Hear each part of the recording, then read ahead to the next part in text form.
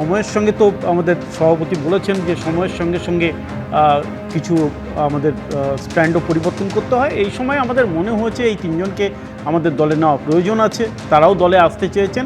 তার আগে তারা তৃণমূলের সদস্য পদ ত্যাগ করেছেন, রাজ্যসভার সদস্য পদ ত্যাগ করেছেন, তারপর তারা বিজেপিতে আসার ইচ্ছা প্রকাশ করেছেন এবং তিনজনেরই সমাজে ভাবমূর্তি ভালো আছে এবং তিনজনের তাদের কাজ করার বা তাদেরকে দলকে দেওয়ার বা সমাজকে দেওয়ার মতো এখনও পর্যন্ত ক্ষমতা আছে। আমরা তাদের এই যোগ্যতাটাকে কাজে লাগাবো এবং তারাও আমাদের হয়ে কাজ করবেন, দলের হয়ে কাজ করবেন, দলও লাভবান হবে। সেই জন্যই তাদেরকে দলে নেওয়া হয়েছে। এটা দরজা খোলা নয়, দরজা বন্ধ কাদের জন্য আমরা পরিষ্কার করে বলে দিয়েছিলাম কাদের জন্য দরজা বন্ধ। যারা ভোট লুট করেছে, যারা মানুষকে ভয় দেখিয়েছে, যারা মানুষের টাকা চুরি করেছে, যারা দুর্নীতি করেছেন, যাদের সমাজে অপ্রাসঙ্গিক এবং সমাজকে ভয় দেখিয়ে চলেছেন, এই শ্রেণীর যারা আছেন, সে যে রাজনৈতিক দলে থাকুন না কেন, তাদের জন্য আমাদের দলের দরজা চিরতরে বন্ধ।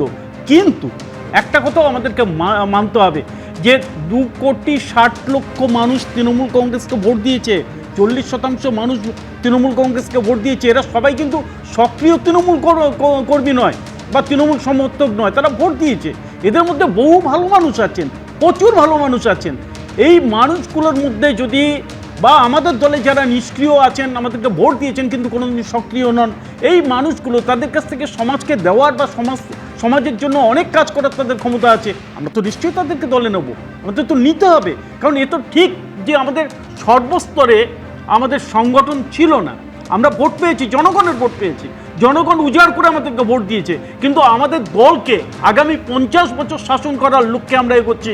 তো 50 বছর ধরে আমরা যদি শাসন ক্ষমতায় থাকতে চাই, আমাদের প্রত্যেকটা বুথে আমাদের একটা শক্তপোক্ত সংগঠন তৈরি করতে হবে। তার জন্য সমাজের ভালো অংশের মানুষকে আমাদের দলে নিতে হবে, আমাদের কোনো আপত্তি নেই।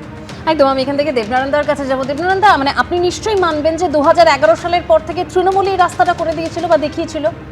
সে যাই হোক, আমি যে কথাটা বলছি স্বপনদার কথা দিয়ে বলছি, মানে শেক্সপিয়ারের প্রায় 100 বছর আগে জন্ম নিক্কোলো মেকিয়াভেলি, যাকে আধুনিক রাজনৈতিক বিজ্ঞানের জনক বলা হয়, তিনি একটা কথা বলেছিলেন, politics have no relation to morals. পলিটিক্সের সঙ্গে মানে নৈতিকতার কোনো সম্পর্ক নেই, এখানে এটা বোঝা গেল।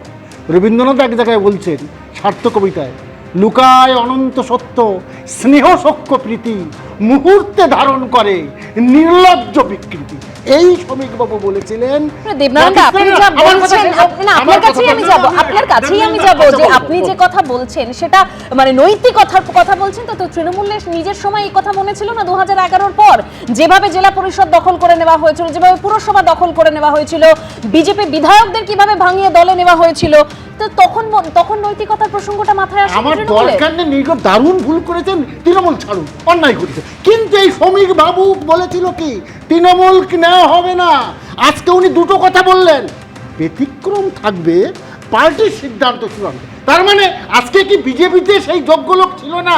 বহু বিজেপির লোক আছে যাদের যোগ্য লোক, তাদেরকে বাদ দিয়ে এই স্বার্থের জন্য নিতে, এই তো স্বার্থের জন্য লুকায় অনন্ত সত্য, স্নেহ সখ্য প্রীতি, মুহূর্তে ধারণ করে নির্লজ্জ বিকৃতি, যা আজকে বলেছিল আগে, এখন সব পরিবর্তন হয়ে যাচ্ছে। না, তৃণমূল থেকে নেব কেন? আর কি যোগ্য এই রাজ্যসভার হতে পারতো না? তৃণমূল অন্যায় করেছে, তৃণমূল অন্যায় করে, কিন্তু বিজেপি কি করলো? দেবনারায়ণদা,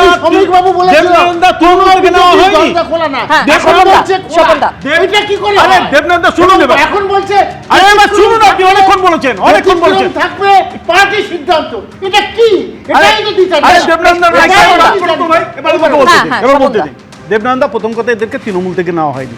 এরা প্রথম তৃণমূল থেকে পদত্যাগ করেছে, রাজ্যসভার এমপি পদ থেকে ইস্তফা দিয়েছে।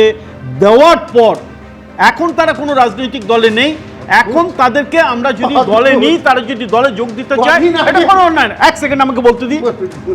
দ্বিতীয় কথা হচ্ছে, আমি যেটা বলতে চাই, নৈতিকতার প্রশ্ন যদি হয়, 2021-এ আমাদের যে 15-16 জনকে তৃণমূল সময় টু সময় তাদেরকে নিয়েছিল দলের মধ্যে,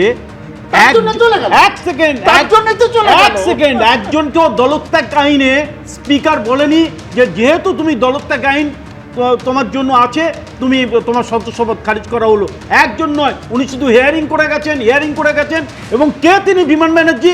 তিনি আইন বিশারদ একজন নির্লজ্জভাবে স্পিকারের নির্লজ্জ পদটাকে তো চেয়ারটাকে কাজে লাগিয়েছেন। লজ্জা করেনি আপনাদের? আপনারা কি লজ্জা করেনি আপনাদের? তখন সমস্ত একদিনও তো এখানে বসে বললেন কাজ চালাচ্ছে। একদিনও তো এখানে বসে রাজ্যসভা, বললেন লোকসভা, থামালাম। রাজ্যসভার 3 প্রাক্তন তৃণমূল সাংসদ বিজেপিতে যোগ দিলেন সুখেন্দু শেখর রায়, সুস্মিতা দেব এবং প্রকাশ চিক বড়াই। শ্রমিক ভট্টাচার্যের উপস্থিতিতে বিজেপিতে যোগদান এই 3 জনের। বিজেপির রাজ্যসভার প্রার্থী হচ্ছেন 3 প্রাক্তন তৃণমূল সাংসদ। শ্রমিক 24শে জুলাই পশ্চিমবঙ্গ থেকে রাজ্যসভার 3 আসনে উপনির্বাচন রয়েছে। তাহলে কি বিজেপির রাজ্যসভার প্রার্থী হতে চলেছেন এই 3 প্রাক্তন তৃণমূল সাংসদ? তুঙ্গে জল্পনা। কি বললেন শ্রমিক ভট্টাচার্য, শোনাবো। এক্সেপশন প্রুভস দ্য ল, আছে না? ব্যতিক্রম তো থাকবেই, বিচ্যুতি নয়, ব্যতিক্রম। ব্যতিক্রমী ঘটনা, ব্যতিক্রমী চরিত্রের সঙ্গে, সময়ের সঙ্গে দলও নিজেকে খাপ খাইয়ে নেয়। পার্টির সিদ্ধান্ত চূড়ান্ত সিদ্ধান্ত। 4 ঘন্টার তৃণমূলের জন্য দরজা বন্ধ। যারা মানুষের সম্পত্তি লুট করেছেন তাদের জন্য দরজা বন্ধ। নির্বাচনের আগে আমি বারবার আহ্বান জানিয়েছি কংগ্রেসের ভোটারদের কাছে, বামপন্থী ভোটারদের কাছে, এবং স্পষ্ট করে এটা বলেছিলাম, যারা চাকরি বিক্রি করেননি, চাকরি কেনেননি, সিন্ডিকেটে অংশগ্রহণ করেননি, যারা নিরপরাধ মানুষের ওপরে নিজের আধিপত্যবাদ চাপিয়ে দেননি, যারা মানুষের গণতান্ত্রিক অধিকারগুলোকে পদদলিত করে দেননি, যারা টেন্টেড নন, যারা অপ্রাসঙ্গিক মমতা বন্দ্যোপাধ্যায়কে প্রাসঙ্গিক করবার জন্য বিপরীত পরিস্থিতিতে নিজের ঘাম রক্ত দিয়ে দেওয়ালে ঘাসফুল চিহ্ন এঁকেছিলেন, তাদের কাছে আহ্বান জানিয়েছিলাম যে আপনারা পশ্চিমবঙ্গের স্বার্থে, আপনাদের পরবর্তী প্রজন্মের স্বার্থে এই নির্বাচনে তৃণমূলকে সরিয়ে দিন।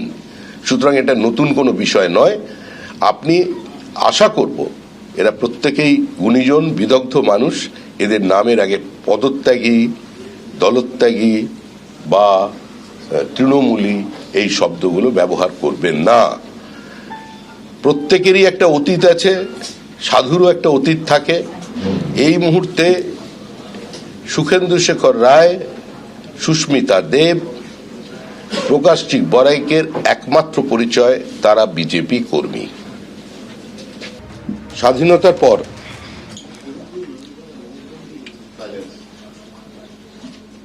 প্রথমবারের জন্য পশ্চিমবঙ্গের স্রষ্টা ডক্টর শ্যামাপ্রসাদ মুখার্জির মাটিতে শ্যামাপ্রসাদ মুখার্জির সরকার তৈরি হয়েছে। আসমুদ্র হিমাচলের বিজেপি কর্মীদের একটা স্বপ্ন ছিল যে গঙ্গোত্রী থেকে গঙ্গাসাগর পর্যন্ত আমাদের সরকার তৈরি হবে, এবং যে মাটিতে দাঁড়িয়ে ডক্টর শ্যামাপ্রসাদ মুখার্জি কাশ্মীরের ভারতভুক্তি, ভারতীয় সংবিধানকে সর্বত্র প্রতিষ্ঠা করা, এক দেশে এক প্রধান, এক বিধান, এক নিশানের লক্ষ্যে যিনি শহীদ হয়েছিলেন, রহস্যজনকভাবে যাকে মৃত্যুবরণ করতে হয়েছিল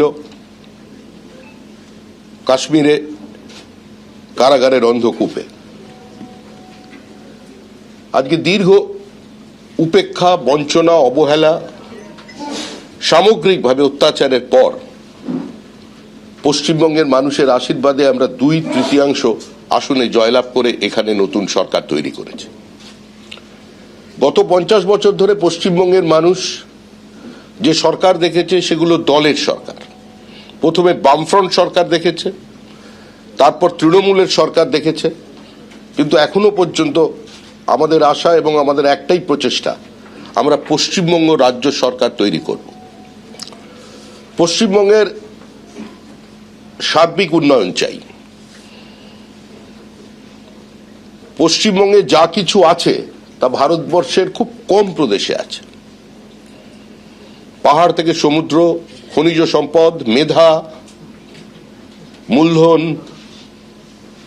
স্কিল লেবার, উর্বরা জমি, 3টি রাজ্যের সঙ্গে সীমানা, 3টি আন্তর্জাতিক সীমানা, উত্তর পূর্ব ভারতের গেটওয়ে, সমস্ত কিছু থাকা সত্ত্বেও আজকে কার্যত আমরা ভিক্ষাপাত্র হাতে নিয়ে ভিন্ন রাজ্যের দরজায় দাঁড়িয়েছিলাম। সামগ্রিকভাবে পশ্চিমবঙ্গের পার্শ্ববর্তী রাজ্যগুলো আসাম, ত্রিপুরা এবং উড়িষ্যায়